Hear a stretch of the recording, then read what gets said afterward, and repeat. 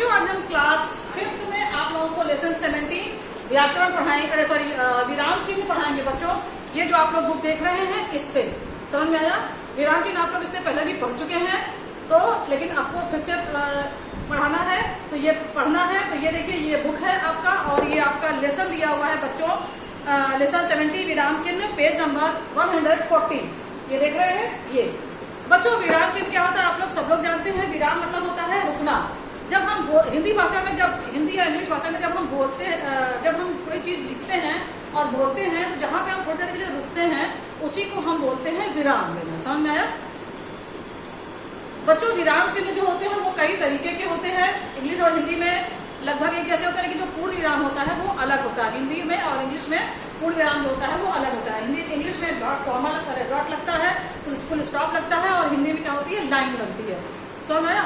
तो बच्चों जब हम ये पूर्ण विराम, अल्प विराम, ये जो जितने विराम चिन्ह होते हैं हिंदी में, वो जब हम लगाते हैं अपने लिखने, जब हम कोई चीज लिखते हैं उसमें जब हम विराम चिन्ह का प्रयोग करते हैं तो हमारी जो लिखावट होती है बच्चों को, जो पैराग्राफ होता है वो बहुत ही अच्छा लगने लगता है। समझ में आया। और जब हम बोलते हैं कभी कभी तो हमको नहीं फील होता है, लेकिन हम जब रुकते हैं तो कुछ विराम चिन्ह का प्रयोग करते हैं। वो हम बोलते नहीं हैं कि हम यहाँ पर रुके तो ये हमने ये विराम चिन्ह प्रयोग किया, लेकिन वो ऑलरेडी अपने आप हम वहां पे रुक जाते हैं, क्योंकि कुछ चीजें हम फ्लो में नहीं बोल पाते हैं, तो वहां पे हमें क्या होना पड़ता है, रुकना ही पड़ता है। समझ। तो विराम चिन्ह जो होता है वो भाषा को और भी अच्छी बना देता है, और भाषा का जो अर्थ होता है वो जो मतलब जो हम लिखे रहते हैं उसको भी वो क्या करता है, एक मतलब अर्थ देता है। समझ में आया कि कहाँ पे ये सेंटेंस खत्म हो रहा है, कहाँ पे फुल स्टॉप लगेगा, कहाँ पे जो है क्या नाम से ये किसने कहा है। तो ये सब चीजें जो होती है वो क्या होती है बच्चों, ये जरूरी होती हैं। बिना इसके लगाए आप भाषा मतलब हिंदी भाषा को आप या इंग्लिश भाषा को आप लिख नहीं पाएंगे। समझ में आया। क्योंकि अगर आप विराम चिन्ह नहीं लगाएंगे तो अर्थ का अनर्थ भी हो सकता है। समझ में आया। तो इसलिए हिंदी या इंग्लिश भाषा को लिखते समय इन चिन्हों का प्रयोग करना जरूरी होता है। समझ में आया बच्चों। तो चलिए आज हम बताते हैं कि कौन से चिन्ह होते हैं विराम चिन्ह के।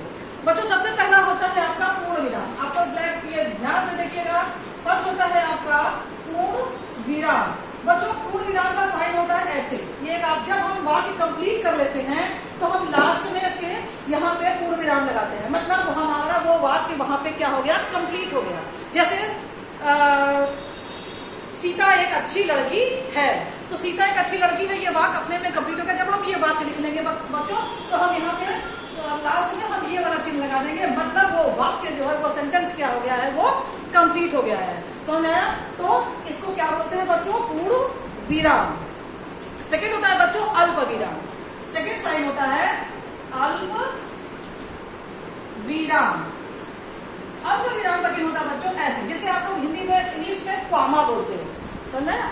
इंग्लिश में आप लोग क्या बोलते हो, कॉमा, और हिंदी में क्या बोला जाता है उसको, अल्प विराम। अल्प मतलब होता है बच्चों बहुत थोड़ा। समझे। अल्प मतलब होता है थोड़ा। जब हम बोलते हैं उसी समय थोड़ी देर के लिए कहीं रुकते हैं तो हम कौन सा चिन्ह लगाते हैं, ये वाला चिन्ह लगाते हैं। समझ आया। तो ये क्या होता है, अल्प विराम। जैसे हमें लिखना हो कि ये शब्दों को अलग अलग कर देते हैं। समझ में। जैसे हमें लिखना हो कि कल हम बाजार गए थे, बाजार से हमने सेब, आम, केला, अमरूद, अनार, अंगूर और लीची खरीदे। समझ बच्चों। तो देखिए आप लोग मेरी वॉइस को ध्यान से सुनेंगे तो आप ये पाएंगे कि हमने जो भी फलों के नाम बोले उसके बीच में हम रुके। समझ में ना, रुके। जैसे आम, केला, अंगूर, अनार और लीची। अगर हम ऐसे बोल दें कल हम बाजार गए थे, आम, अंगूर, केला, वो हम नहीं बोल पा रहे हैं ना, आप लोग समझ पाएंगे। तो जहां पे हम रुक रहे हैं बच्चों वहीं पे क्या लगता है, अल्प विराम। बहुत थोड़े समय ही रुका है, लेकिन हम बोलते समय प्रयोग नहीं करते, ये हम लिखते समय प्रयोग करते हैं। जैसे हमने लिखा कि आम, केला, सेब, अमरूद और अनार। देख रहे हो बच्चों, हमने क्या लगा दिया है, ये कॉमा लगा दिया है, मतलब अल्प विराम का चिन्ह लगा दिया है। लेकिन जब हमने दो सेंटेंस के बीच और लगा दिया तो यहाँ पे हम अल्प विराम नहीं लगाएंगे। ऑलरेडी हम यहाँ पे क्या होते हैं, रुक जाते हैं थोड़ी देर के लिए। तो समझ में आया। जब हम ऐसी चीजों को लिखते हैं तो हम क्या लगाते हैं, अल्प विराम लगाते हैं। इसका मतलब ये होता है बच्चों कि यहाँ पे हमको कुछ देर रुकना है। आगे समझ में।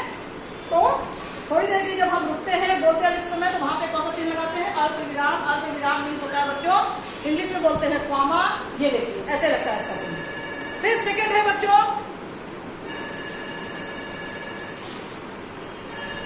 अल्प विराम।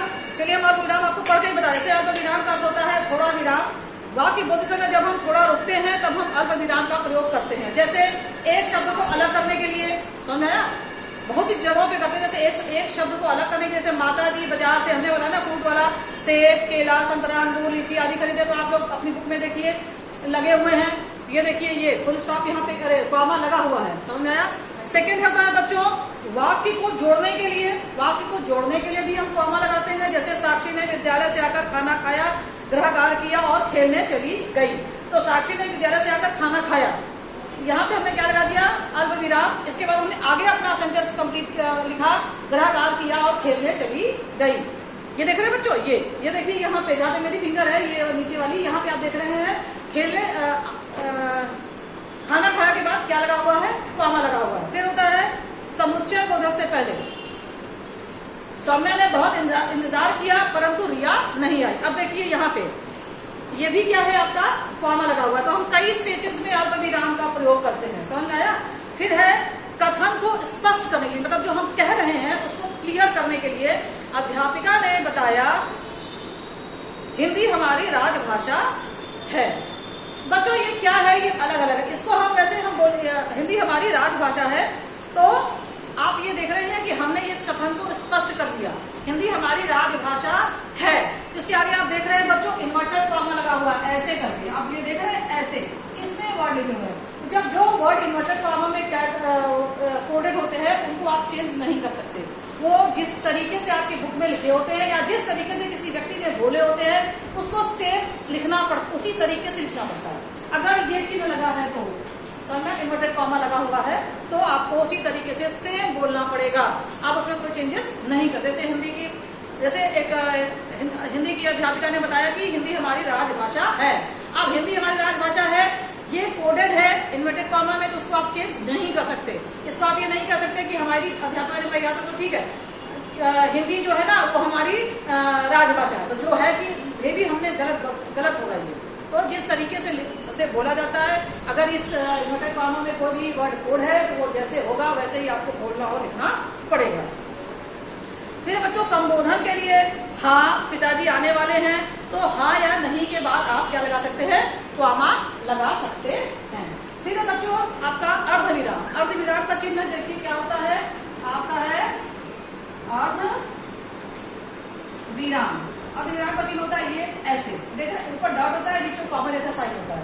अर्धविराम क्या होता है बच्चों, जब हम कोई वाक्य लिखते हैं, समझ आया, या बोलते हैं, तो एक बड़े वाक्य में से अधिक छोटे वाक्य को जोड़ने के लिए अर्धविराम का प्रयोग किया जाता है। मतलब जब हम वाक्य लिखते हैं, एक बहुत बड़ा सेंटेंस लिख दिए, अब उसमें क्या करना है, छोटा सा सेंटेंस और जोड़ना है, तो हम क्या लगा देंगे, ये लगा देंगे, समझ आया, ये यानी अर्धविराम लगा देंगे।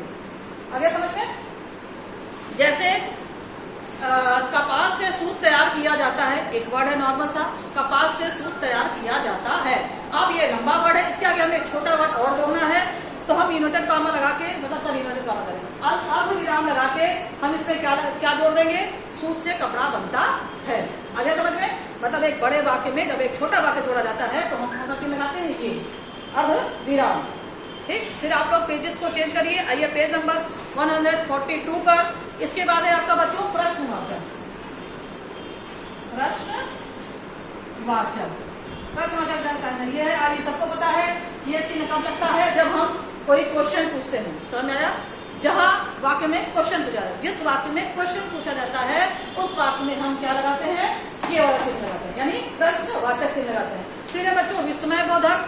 विस्मयावली बोधक का चिन्ह होता है बच्चों ये, ऐसे पूर्ण विराम खींच आप कैसे करेंगे, ठीक है।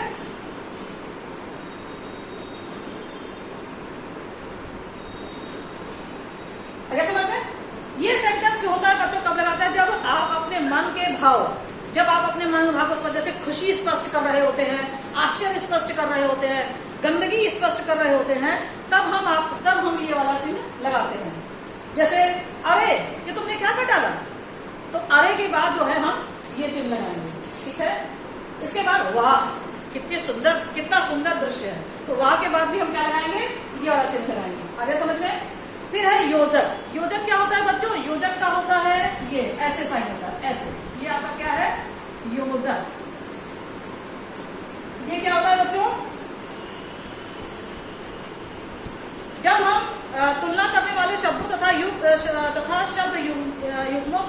योजक चिन्ह का प्रयोग करते हैं। जैसे माता पिता, जब हम बच्चों दो शब्द लिखते हैं ना एक साथ, जैसे माता पिता, तो माता पिता के बीच में हम और लगाते हैं माता डैश, ये योजक लगाएंगे, डैश लगाएंगे, फिर पिता लिखेंगे, समझ आया? इसको बोलते हैं योजक। जब हम दो शब्दों को जोड़ते हैं तो हम क्या लगाते हैं, ये लगाते हैं, समझ आया? इसके बाद है एक उदाहरण चिन्ह। उदाहरण चिन्ह क्या होता है बच्चों, ये दो होता है, एक होता है इकहरा मतलब ऐसे, और एक होता है डबल ऐसे, ठीक। अब देखिए ये क्या होते हैं, ये होते हैं बच्चों उदाहरण चिन्ह दो प्रकार के। तो इकहरा उदाहरण चिन्ह होता है, इस चिन्ह का प्रयोग किसी अक्षर, शब्द, पुस्तक, वस्तु या व्यक्ति के उपनाम को उभारने के लिए किया जाता है। मतलब जैसे आप लोग देखते हैं, जैसे कोई कोई कवि होते हैं बच्चों, वो अपना कवि के साथ अपना एक अलग नाम भी रखते हैं, समझ में आया? जैसे एक कवि है श्री रामधारी सिंह, इनका नाम है रामधारी सिंह, लेकिन उन्होंने अपना उपनाम क्या रखा है, दिनकर, समझ। तो जब हम रामधारी सिंह लिखेंगे, तो हम जब दिनकर लिखेंगे तो हम ये वाला चिन्ह लगाएंगे। मतलब दिनकर जब हमने लिखा तो हमने ये वाला चिन्ह लगाया, मतलब हम इस शब्द को क्या कर रहे हैं, उभार रहे हैं, समझ में? इस शब्द को और भी स्पष्ट कर रहे हैं।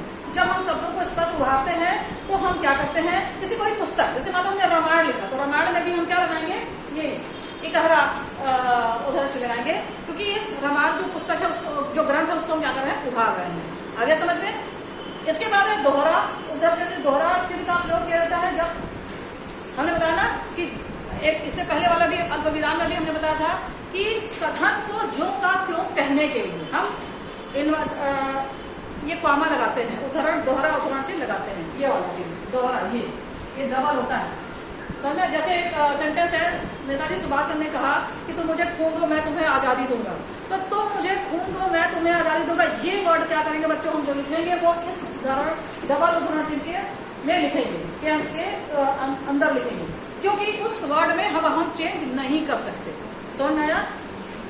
इसका मतलब यही होता है कि हम इस चीज में कुछ भी चेंजेस नहीं कर सकते, वो जैसा लिखा है वैसे ही हमको बोलना है और वैसे ही हमको क्या करना है, लिखना है।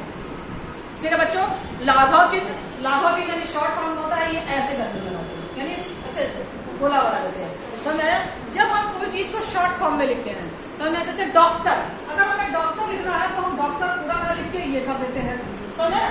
पठित पूरा ना लिख के हम ये कर देते हैं, समझे? तो इसे बोलते हैं बच्चों लाघव चिन्ह, क्योंकि इसमें क्या होता है कि जब हम कोई चीज को पूरा न लिख के उसको शॉर्ट फॉर्म में लिख देते हैं, समझ आया? तो हम कौन सा चिन्ह लगाते हैं, लाघव चिन्ह लगाते हैं, ठीक है बच्चों? बच्चों ये आप लोग विराम चिन्ह को बहुत अच्छे से पढ़ लीजिएगा। अलग मतलब क्या उसके साइन होते हैं, पूर्णविराम का क्या होता है, अल्पविराम का क्या होता है, अर्धविराम का क्या होता है, प्रश्नवाचक का, विस्मयादिबोधक का, लाघव का, योजक का, इसको आप लोग बहुत ध्यान से देखिएगा कि क्या होते हैं इनके साइन। अब है विराम चिन्हों का प्रयोग क्यों किया जाता है, तो बच्चों आप लोग क्या लिखेंगे, विराम चिन्ह का प्रयोग क्यों किया जाता है? इसका आंसर है कि जब हम विराम चिन्ह ही हमें संकेत देते हैं कि अब कब हमें थोड़े समय के रुकना है अथवा कब पूर्ण समय से हमें रुकना है, समझ आया? मतलब विराम चिन्ह हमें ये संकेत देते हैं कि कब हमें रुकना है और कब हमें जो है अपना कथन शुरू करना है, समझ आया? या अपनी भाषा में और भी सुंदरता लाने के लिए भी हम विराम चिन्ह का प्रयोग करते हैं। योजक चिन्ह का प्रयोग कहाँ किया जाता है, तो योजक चिन्ह का प्रयोग का असर होगा बच्चों तुलना करने वाले शब्दों तथा शब्द युग्मों के साथ योजक चिन्ह का प्रयोग किया जाता है। आगे समझ में? इसके बाद आप लोग पेज को टर्न करिए, आइए पेज नंबर 44 पर। 44 में बच्चों क्या करना है, एक्सरसाइज है आपकी, निखिल, राघव, अभिषेक, कमल, विजय और नकुल के साथ लखनऊ जा रहा है। इसमें कौन सा चिन्ह लगेगा बच्चों, यहाँ पे अल्पविराम लगेगा, समझ में आया? यह अल्पविराम लगेगा। डॉक्टर राजेंद्र प्रसाद हमारे प्रधानमंत्री राष्ट्रपति थे, तो डॉक्टर के बाद आप क्या लगाएंगे, लाघव चिन्ह लगाएंगे, मतलब ये वाला, और राष्ट्रपति के बाद आप कौन सा लगाएंगे, थे के बाद ये पूर्ण विराम। आगे समझ में? इसके बाद चंद्रगुप्त ने चाणक्य से कहा, महाराज मैं आपके प्रश्नों का उत्तर अवश्य दूंगा। इसमें क्या लगेगा, कॉमा भी लगेगा इसमें, समझा? क्योंकि दो शब्दों को ये जोड़ रहा है तो कॉमा भी लगेगा इसमें। ओ आज बहुत ठंड है, तो कौन सा चिन्ह लगेगा बच्चों, ये वाला, इसमें आदि बोधक। इसके बाद सेकंड पे आइए, उचित मिलान कीजिए। उचित मिलान देखिए बच्चों, ये है, ये आपका विराम दिया हुआ है, ये चिन्ह दिया हुआ है, आपको क्या करना है, इससे मैच कराना है। आगे समझ में? इसके बाद आपको जो है ये जो पैराग्राफ दिया है इसमें से आपको सही मतलब पैराग्राफ को में विराम चिन्ह लगा के आपको यहाँ पे लिखना है। फिर आइए पेज नंबर 45 पे, 145 पे, 145 में बच्चों क्या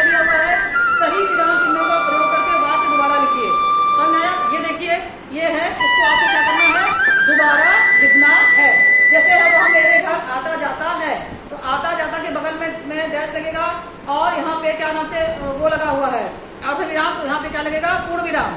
क्या आप चलते चलते थक गए हैं? बच्चों इस क्वेश्चन पूछ रहा है, तो यहाँ पे क्या चलते चलते में क्वेश्चन मार्क लगेगा। समझ में आया? रीमा बाजार से फल सब्जियां दालें वगैरह, इसमें क्या लगेगा? आपका कॉमा लगेगा। इसके बाद दिव्या राहुल सीमा, नहीं, इसमें आपका अर्ध विराम लगेगा थर्ड वाले में। फिर फोर्थ है रीमा राहुल सीमा और कपिल पढ़ा, तो बच्चों इसमें दिव्या राहुल और सीमा पढ़े, इसमें दिव्या राहुल के बगल में क्या लगेगा? अल्प विराम लगेगा। बच्चों इस लेसन को आप लोग बहुत अच्छे से पढ़ लीजिएगा, तब आप लोगों को ये लेसन और भी अच्छे से समझ में नहीं आएगा, सॉरी समझ में आ जाएगा। और अगर नहीं पढ़ेंगे तो ये लेसन आपको समझ में नहीं आएगा। और अगर अभी भी आप लोगों को चीजें नहीं समझ में आती है तो जो वीडियो देखिएगा तब आप लोग मुझसे क्वेश्चन पूछ लीजिएगा। ठीक है बच्चों?